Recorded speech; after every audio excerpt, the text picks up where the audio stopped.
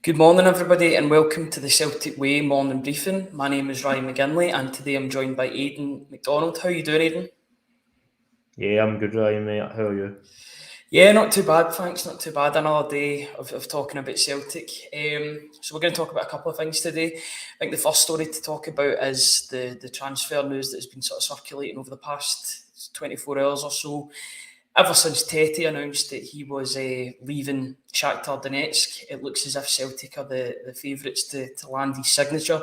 He'd be a free transfer. What's your sort of feelings on this potential transfer, Aidan? Obviously, it looks like an exciting player. It's worth saying that he did work with Brendan Rodgers at Leicester on an 18-month loan deal, I believe he was on. Obviously, the situation that was happening in Ukraine, there was a lot of players that went on loan across Europe. He was one of them that had worked with Rodgers at Leicester. And Brendan Rodgers was spoken very highly of him. I think he was involved in a goal of some sort. I can't remember if he scored or provided an assist in his debut against Aston Villa. There's plenty of quotes out there available about Brendan Rodgers kind of raving about him. So, yeah, it would be an exciting sign. Obviously, Ryan signs under a Premier League experience. He played in Europe as well with Shakhtar Donetsk. A winger. Now, would this be the sort of main replacement for Jota? We don't know. Speculating. You'd imagine, even though it's a free transfer, probably would command a significant wage type one. Maybe one of those moves that you're getting somebody on a free transfer, and as a result of that, you can pay them a wee bit more in terms of wages because there's no transfer fee. But no, it'd be exciting, and it's probably the sort of player that I personally would like to see us linked with. It would also be encouraging that it would be a permanent sign rather than somebody on loan, given that he obviously is without a club at the moment. So, yeah, I was really positive to see Celtic being linked with him. I think yesterday afternoon it was, not long Mm-hmm. after you guys did the briefing. It was positive news, and we're going to have a scouting report coming on him over the next couple of days. So, get stuck into that when it drops. Yeah, he looks like a really exciting young player, 24 years old. Obviously, he's played for Shakhtar Donetsk. I think he was on loan at Lyon at one point as well. And then he was on loan at Leicester last season under Brendan Rodgers. Looking at his positions and where he plays, he seems to operate on that right wing. Celtic have already brought in a right winger in Tilio. Do you think that if it was to be Tete that plays in the right wing, yes, he does play in the left wing as well. It's a bit, he can be quite fluid with where he plays. Where do you think he would operate more? Do you think he'd operate on the right or on the left?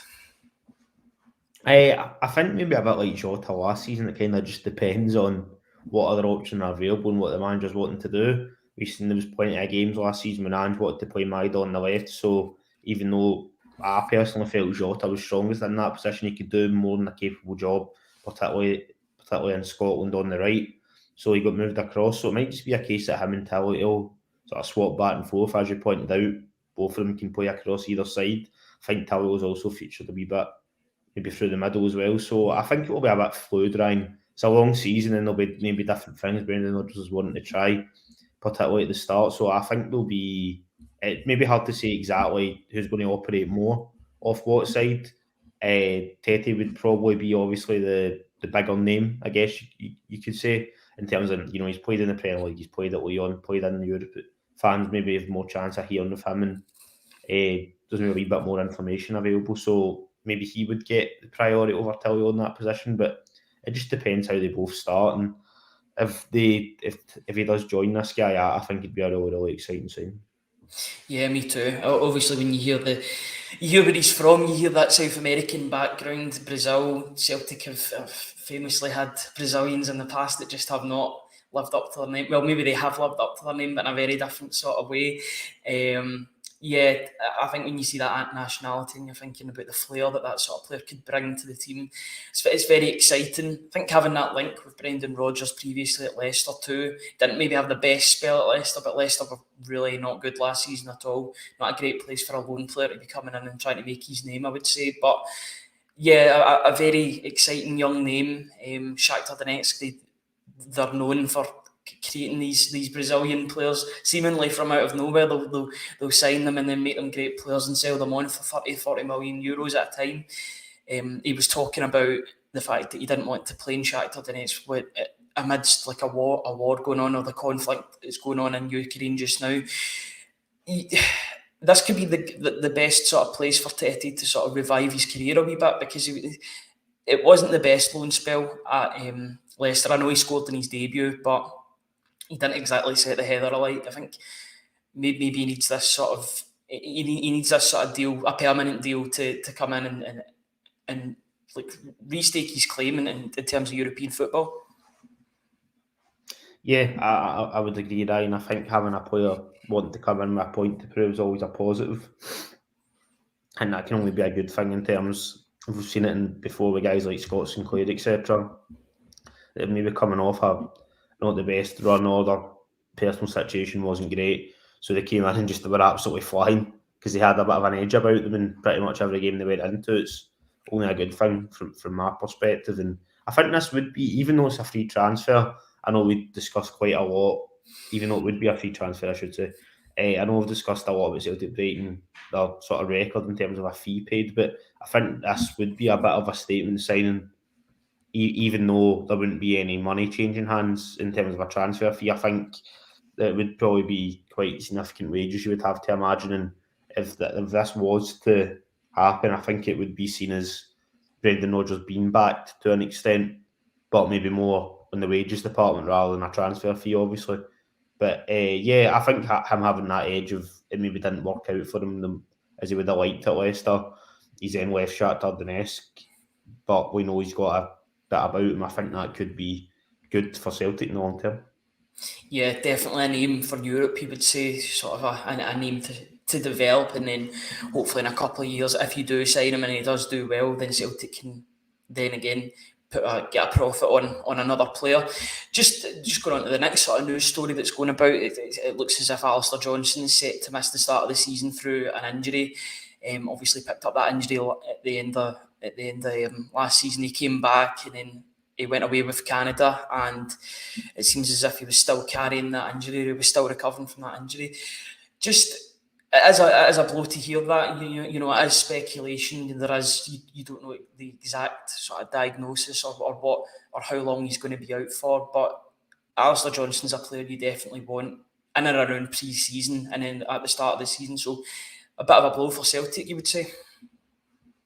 Yeah, I mean, if the reports are to be believed, it's a massive blow. Seen how important Alistair Johnson was when he came in last season, so much so that, with no disrespect to Juranovic, he was an excellent player for Celtic. I was a big fan of him, but you didn't really miss him because he came in and Johnson just slotted in. Now, I know there was no European football, it was all domestic games, but he put in big performances, particularly against Rangers.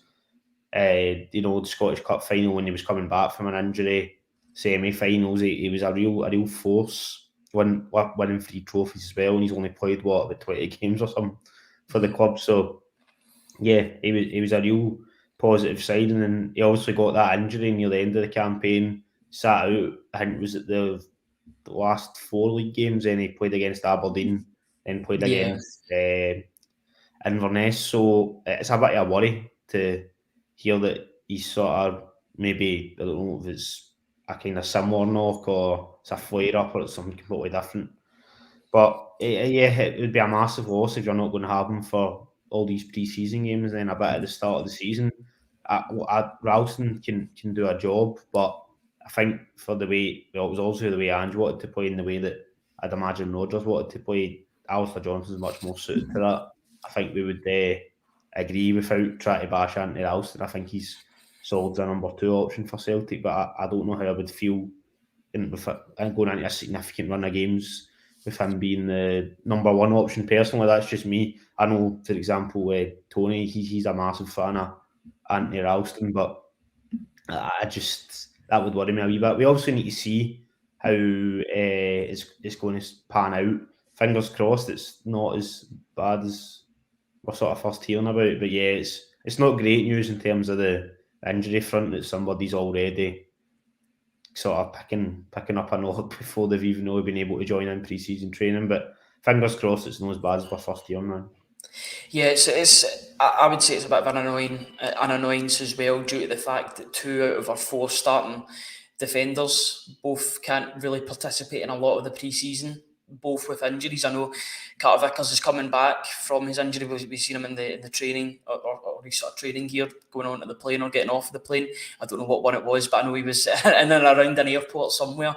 Yes, the fact that those 2 can't really contribute to Brendan Rodgers is like start of his pre-season, get that solidity in the back. It's a bit of an annoyance. Do you think that Celtic will go in for a right back, or do you think they'll just settle with Anthony Ralston at this point in time?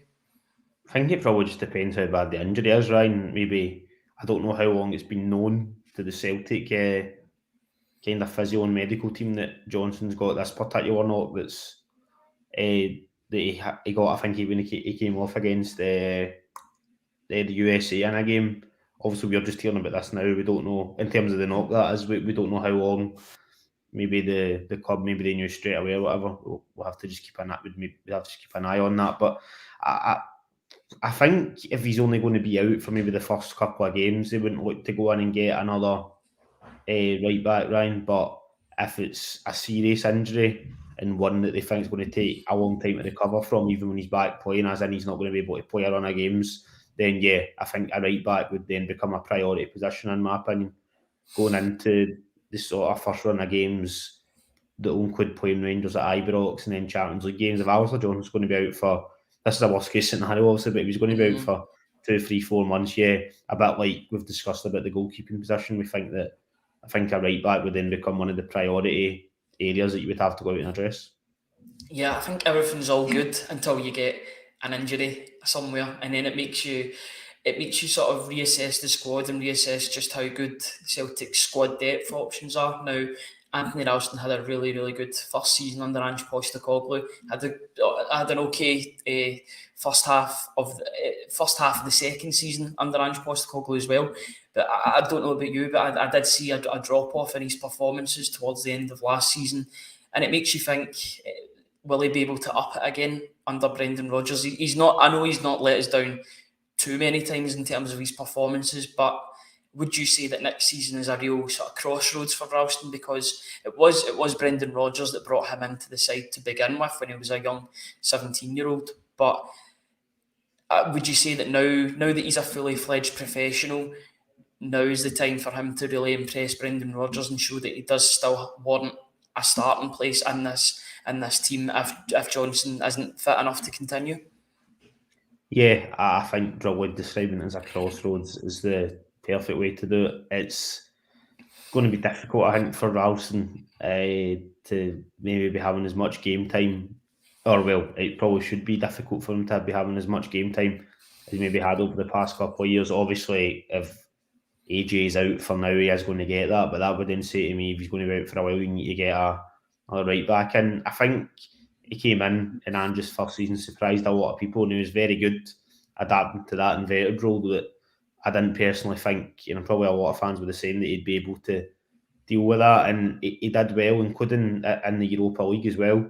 In Ange's first season, playing against some decent players, I thought he equipped himself quite well, but I think you've seen at times last season, and I know he didn't play anywhere near as much because Juranovic was the first half of the season, and then AJ for January onwards, till he was injured, but I think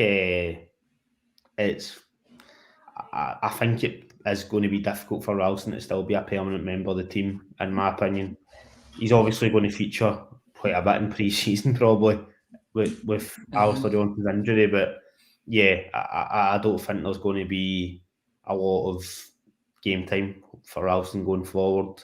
I'm not saying the club should get rid of him or anything like that, because I understand, first, with the homegrown rule, a player is really important. I believe you need to have eight players that are fit in that context, whether it's homegrown or that came through your academy, etc., for your Champions League squad. So he fits perfectly into that, and I know he can do a shift here and there, but I don't think, I wouldn't expect, or it maybe concern me even slightly, if Ralston was playing 35, 40 games this season, Ryan, particularly from the start. That would feel like maybe a bit of a drop off in quality for me defensively.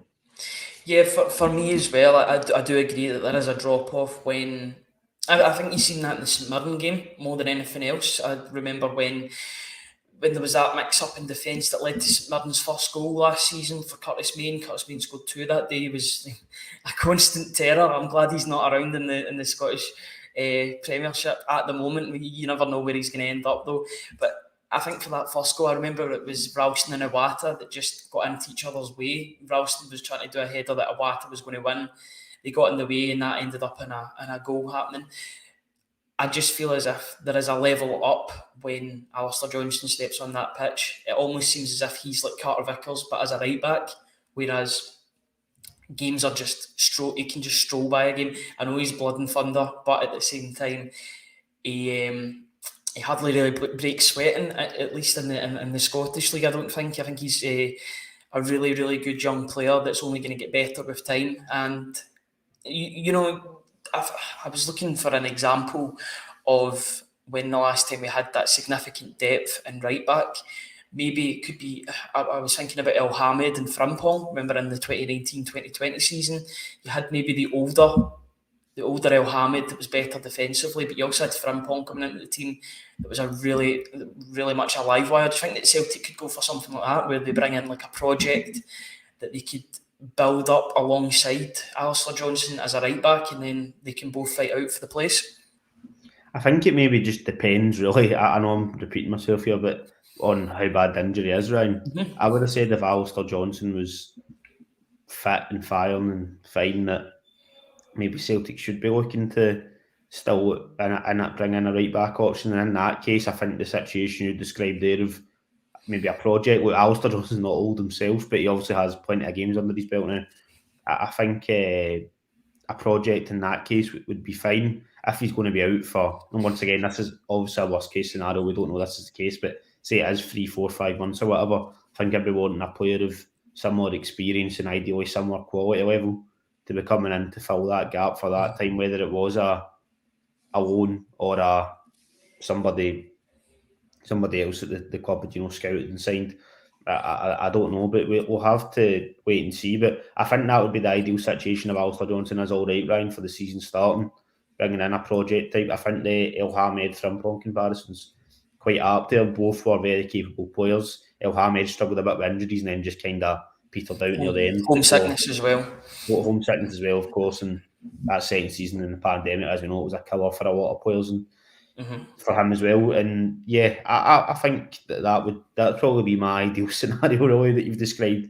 Alistair Johnston being all right, and then you bring in a sort of maybe younger project that could play in there behind him and learn from him, etc. Whether or not they would want to do that, I suppose, because they would still probably want Ralston around the squad for the homegrown player, which I suppose he could be even if he wasn't really involved. But yeah, it's hard to kind of analyse it too much of what the best thing is for Celtic to do in this current situation until we have more detail on how bad the injury is. We know Brendan Rodgers is speaking today. I think he's speaking about 12 o'clock. I'd imagine it will be at least a bit later after that, even if it's in a shorter form. And I'm sure he'll be asked about Alistair Johnston. That'll probably be the main question he'll be getting asked, to be honest. As well as about transfers will be how is he? So maybe we'll get a wee bit more detail then, although I know he was famously quite coy in terms of giving away details about injuries to players, so maybe we won't get that much information, but fingers crossed we'll get a bit of a clearer picture from. Yeah, not to throw out maybe any potential project names for the right back position, but I noticed that Jan Koto doesn't have a club, or he's back at Manchester City and he's not really quoted for them. Just putting that City Group connection there, you've got to look at that now. Celtic are a de facto member of the City Group. We're going to get their players. So, but I know we've been linked in the past. It was 2 seasons ago. I think it was in Postecoglou's first season in charge. We were linked with Koto, who's a Brazilian. I think he's under 20 international. He's 21 years old now, but he's been out on loan a couple of times. I think he was at Braga as well. He played against Rangers in the Europa League. He's in Girona as well. I'm sure he was at. So he's definitely got experience at a decent level. So I was maybe linking him to the sort of Frimpong role in terms of that project come through. Not to say that Alistair Johnston's like El Hamed. I know there's 4 years of difference between the two when they were both playing at Celtic, but he is probably the more mature player now. He's a senior player in that team. He's a leader, and played at the World Cup, etc. Absolutely, he's got that experience. So he's got an amazing amount of caps. Yeah, I know. For a player of his age, was he 23, 24? So yeah, that could be a shout. I'll be honest, I've not seen a lot of Jan Koto. It's probably I've seen a wee bit of him in that game against Rangers you were talking about, but I wouldn't be able to speak on how he did across the whole season at Braga that year and since then. But I know he was a player Celtic were getting heavily linked with at one stage. He was at Celtic Park. He was actually at Celtic Park. I think before we signed Juranovic, really? Mm-hmm. And I think everybody would say that Juranovic was quite a good signing, so probably ended up not really being that bothered that it didn't work out, because it probably would have been a loan at that time. I'm unsure on his contract situation now. Obviously, you're a couple of years on from that, so you'd imagine, unless he signed an extension that I've not been aware of, that you'd be able to maybe negotiate down a wee bit rather than what it would have cost the last time, or you wouldn't have to get him on a loan. But I think that would be interesting. Ryan, he did seem an exciting player, and all the sort of stuff I'd looked at the time. There was quite a lot of detailed analysis out there about him because he was at Celtic Park. And I think with the City Group connection, a lot of people were thinking, as Andrew was just trying to get players in at that time, that was a deal that was a certainty. But I think longer term, they probably did make the right decision with how things worked out. But yeah, he looked like he could have been an interesting player. Maybe that's somebody the club would return to, also with Mark Wall. Now, at the head of the recruitment, he was still at Man City at that time when those sort of links were floating about, so you'd imagine he's well aware of the player. But yeah, I think that would probably be the obvious one that a lot of people would jump to, and I wouldn't be against it based off what I'd kind of read about him at the time. Obviously, I would need to update my knowledge a wee bit on him because it's been a while, but yeah, he looked an exciting player. Yeah, between that or if Rico Lewis wants some game time up north, then he can come to Celtic as well. I think it might be pushing our luck a wee bit there, right? Well, you never know. It's Champions League football. They want to develop their players and stuff. Don't want to be too much of a member of the City Group. You don't just want all of their, not their deadwood, but the players that won't get a game in their team. But as long as it makes sense for both parties and it makes Celtic better, squad depth-wise, then I'm all for it. There was just a wee bit of talk about Yang as well. Yang's been, again, talking to the media. It seems like every day he's saying something new about his move to Celtic. He seemed pretty desperate. I don't have the quotes exactly to hand at the moment, but he did sound as if they're trying to make movements and with regards to this deal from Gangwon to Celtic. What do you make of all this story? Just as a general sort of thing. For me, I just feel as if this is getting played out too much in the media and in the public domain, and not that it's putting me off the player, but I like these things to be kept in house. Yeah, I mean, obviously we know what it's like nowadays. Transfers do play out to an extent. The exception to that was maybe somebody like Kyogo when he came in. It just, you woke up one morning and that was it sorted. Brilliant. I think if every transfer would be like that, would be quite happy. But it's Yang seems to be talking to the media. It's maybe not every day, but it feels like that, doesn't it? That he's always coming out. You wonder how much he's actually training or playing for Gangwon FC, because he's always out talking about always out talking about how he wants to join Celtic, how he wants to come to Europe. But it's one of those ones that I can't help but think he is a winger. If it's between him or Tete, then for me it'd be a no-brainer in terms of going for Tete, really, to be honest, Ryan. And I think that would basically put Yang out of the run for joining at the moment. It's one of those ones as well. They'll be watching the landscape of players. They may have assumed that Tete was maybe going to go back and play for Shakhtar Donetsk. Now, if you look at Shakhtar's team at the moment, especially if you look at the list of players, and I know Wikipedia is not the be all and end all with regards to the squad data and stuff. All of the Brazilian players are out on loan at different teams. The Brazilian players just do not want to play in and around Ukraine or Poland or wherever Shakhtar Donetsk are based. They want to seek moves elsewhere. So I think it just shows you the landscape of where Shakhtar are at the moment. They've got a lot of homegrown players, a lot of Ukrainian players. One of the reasons why they brought Shved back is because they knew he was a homegrown player that could fit that criteria. That's how Mudryk got his game as well, wasn't it? From Mudryk kind of broke through because there was a lot more space. Yeah, absolutely. Got his with Chelsea, but yeah, it's one of those ones that I just feel that Tete would be a sort of really decent step up in quality player you would be adding, whereas Yang's maybe a wee bit of an unknown quantity. Now, don't get me wrong, plenty of players have joined Celtic over the last 2 years that we've not known that much about, and they've been phenomenal. So it doesn't mean just because we know more about one player that Yang wouldn't be good. So obviously I'm not saying that, but I can't help but feeling that if Tete does join, then that kind of blows the Yang deal out the water, personally, Ryan. I don't know if you would agree with that. But I would agree with that, because you wouldn't then buy another right winger unless maybe you sell Abada, and I still think the whole Abada situation has gone a bit quiet as well, I would say.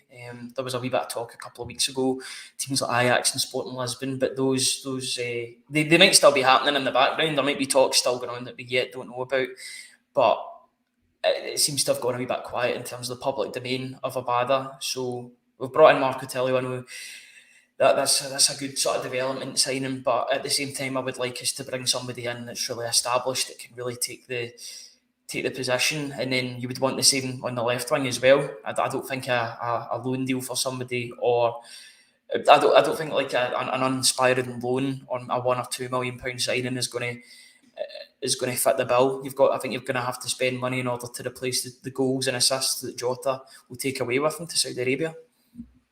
Yeah, and it was obviously 2 doubles he got in terms of those stats across 2 seasons. So whoever comes in, regardless of a pedigree, it's going to be a big shoes to fill. And I don't know if Yang would fit into that. I think he'd be more of a project signing. Yang would have been the sort of guy I'd have been quite happy for Celtic to go for if Jota was staying. It's just a bit like Tilio, somebody that can come in, might not always be a starter on that side, but can sort of come in and just work behind as it would have been before he moved on Jota. So have to just keep an eye on it. But yeah, I know it's maybe me, I should say, being a wee bit guilty of seeing a slightly shinier toy. It's maybe got more sort of experience or more played in more leagues that I've watched more of, and it's me going, oh, we've got to go for him. I know that's not always the way football works. Just because you've not heard of somebody heard as much of somebody, doesn't mean they couldn't add a lot. But yeah, I think at the moment, I don't know about this Yang deal. It's just the way it seems to be bubbling under as well. Like I say, we're not privy to the sort of inner workings of that particular deal, but there just seems to be something a wee bit off about it. And it's been going on a lot as well. Celtic have been usually moving quite fast when it's been coming to signing players for Asia. Mm-hmm. And all the deals have kind of, well, maybe you've heard about them a wee bit further in advance, but you've heard basically, obviously, when it was Maidan Tete and that, etc., we kind of started hearing about it in October, November. But the things we were hearing was the deals were basically done. And then that was it, really, until they eventually signed on Hogmanay, wasn't it? Hogmanay 2021. So, yep. Yeah, we obviously we'll just keep an eye on it, but I don't know if I can see that happening now. Even if Tete doesn't sign Ryan, I think Celtic might go on another option. Personally, that's just my thoughts. Yeah, I'm not a fan of the dirty sort of laundry getting put out in the media. You heard their captain, Gang One FC's captain, talking about commitment in the player. His numbers just aren't very good this season, and I feel like Celtic, if they can't get the deal done relatively soon, then they'll just move on to other targets. That's what happened with Riley McGree. Look what happened. We get Matt O'Reilly instead. Just before we finish off, I believe Celtic played last night. I don't know if you caught the live stream or the sort of live stream that was going on Twitter at the time. There was a guy a couple of 100 yards away watching the game. I think it was out from a bush in Portugal. So I couldn't really make out too much of what was going on. But according to, unofficial sources, the game finished 0 each last night between Celtic and Portimonense. I'm also hearing rumours, and you don't know if they're rumours or if they're true, but Forrest missed a sitter from about 2 yards out. So that's not what you want to hear, but I'm sure it was a really good fitness exercise, and they play the same team again on Saturday, I believe, as well. So another chance for them a chance for maybe the international boys to come back and get a bit of a game as well. I didn't realise that Portimonense were managed by Paulo Sergio, the former Hearts manager, as well. So that was a bit of a familiar face coming back to face Celtic. They're just over glorified fitness matches, aren't they, Aidan? Yeah, it seems like it. Obviously, like I say, there's plenty of speculation about the team and who was lining up. Probably not worth us looking into that too much because it's hard to tell even from that live stream that was floating about for a wee while who was involved. Brendan Rodgers and Celtic obviously didn't really want it filmed. There's not been any mention of it on the social media. It was obviously just like a kind of glorified bounce game. Maybe the sort of matches that now and again we don't even hear about them take place at Lennoxtown, sort of behind closed doors, and we don't even know they're really happening. But obviously on this occasion it was on another country at a training complex, so it was a wee bit more open. But yeah, it sounded like it was just a fitness exercise, Ryan, to be honest.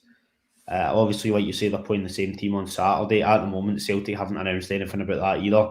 That might change today or tomorrow, but I've got the impression that'll just be another closed doors game as well. The club sort of is officially the first pre-season game officially is against Yokohama on the 19th, I think it is.